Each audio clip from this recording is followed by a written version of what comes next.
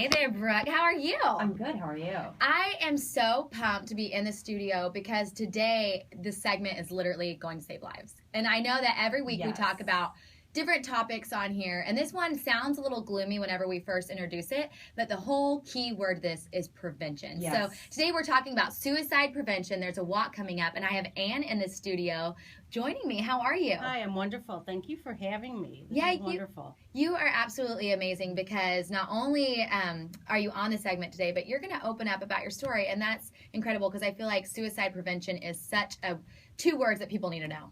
Well, everybody needs to know it. In fact, with 42,000 reported suicides in the United States, and those statistics are from 2013, so I hate to say it, but it's probably higher. And those attempts that go on that we don't know about, probably over 1 million in the United States. It's really something that about everyone is touched by today. Mm-hmm. They either have a loved one or they know of someone who has died by suicide or is suffering from a very treatable mental health condition that if they would just get the help that they need, but there's a stigma.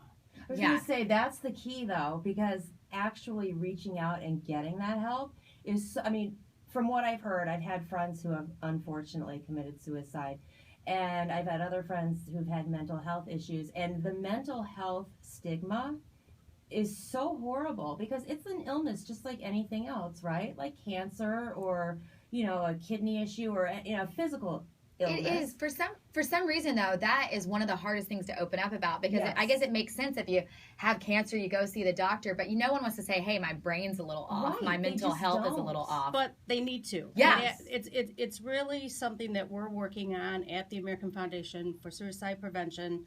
Those that die by suicide, 90% of them we find are treatable. Really? Treatable illnesses. That's so sad. So if we can, as a society, start to talk about mental health as part of your entire body, not separating the physical from the mental, and making people realize that when they suffer from depression or they have a disease like bipolar, or they've been through a traumatic experience. For instance, one of the best examples I love to use today is that 20% of the deaths in the military are by suicide.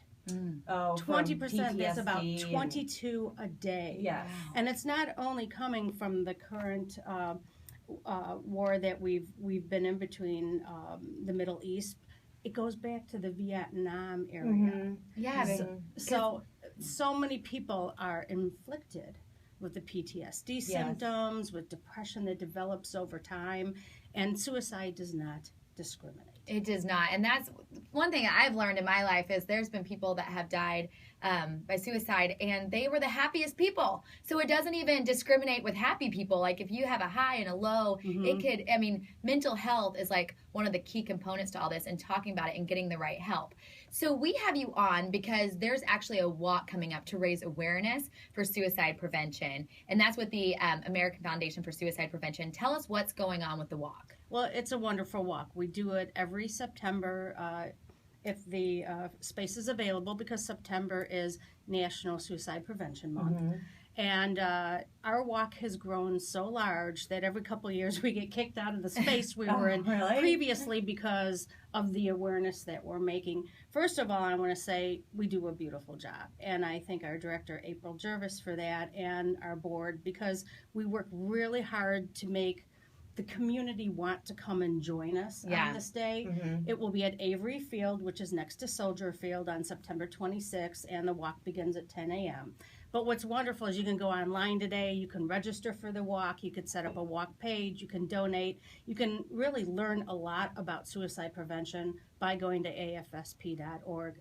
But during the 2 hours that we spend together with everyone on September 26th, we have speakers, we have tents, we have information, we have healthcare providers, and we make it a very comfortable space, not only for those who are looking for help, but also for the survivors of those who have died by suicide, to bring them comfort. Right. Well, because people who commit suicide, they don't realize it, but they're leaving all these poor people behind. That's what. And they're they're victims too, in a sense, aren't they? Well, unfortunately, yes. I don't think that that's what a person is thinking about No. at the time, but I personally am a survivor of suicide. I lost my husband, Jay, in 2002, and he was one of your happy people. He was probably one of the funniest guys I have ever known.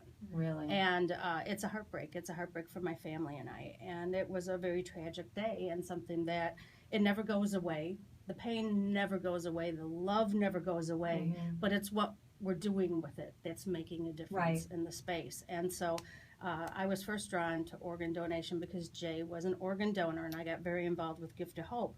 Then a few years later, I was introduced to the American Foundation of Suicide Prevention. I didn't even realize in 2005 that we had this. Right. And now as the walk grows from just a few hundred people to thousands of people, I see that we are really making a difference in the community.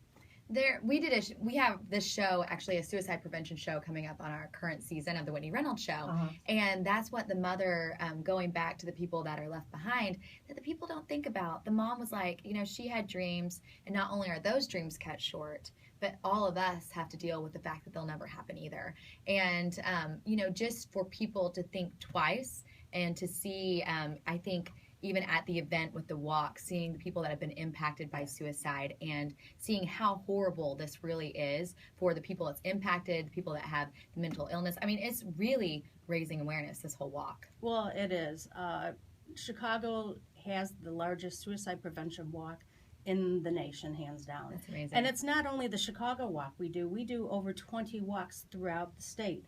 Campus walks, community walks, and they go on spring through the fall when the weather's a little nicer for people to come out and walk, and there are various sizes. So we're bringing awareness, and all the money that we raise, it's really important for the public to know where it goes. Yeah. And it all goes back into education and research, and we have all the statistical information on it. So we collaborate at a national level with major health institutions. We're really trying to shape and change the way that healthcare and society looks at mental health, making it a part. Mental health parity is one of the biggest things that the Kennedy Forum and Patrick Kennedy have been working on in Chicago over the last 2 years.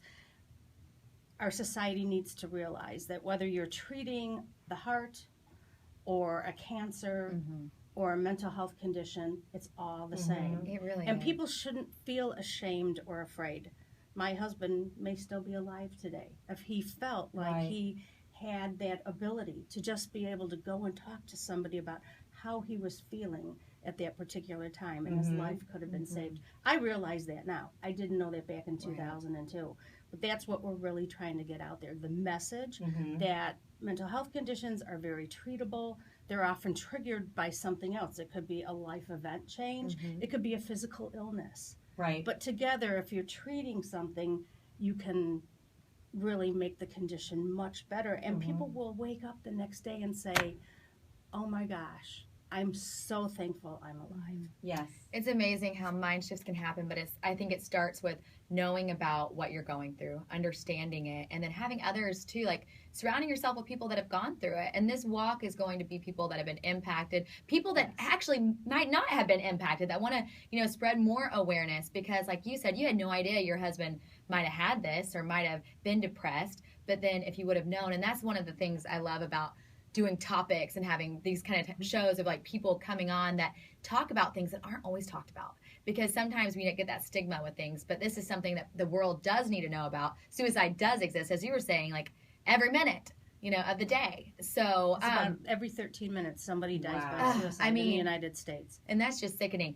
So last but not least, let's go back to the date. It's September 26th. It's at the park. Now it's free, right? People just can register. Just register. We advise you do it online. It just will make life so much simpler. There's public transportation. You just walk over to the lake. Avery is directly north of Soldier Field. Okay. And we have tents available, and we'll have beverages available, and we have tents available if you're not feeling well. If you want to reach out and get more information about our programs, we have several educational programs that we can share with Perfect. And the website again is afsp.org. Okay, I will be there, folks. So I'll be walking to raise awareness for suicide prevention. Anne will be there, and we hope you are too. Thank you so much for coming on today. Thank you both for coming in. Thank Anne, it was you, a pleasure Brock. meeting It was a pleasure. you. Thank Whitney, you. it's always lovely to see you. So thank you very much. Thanks.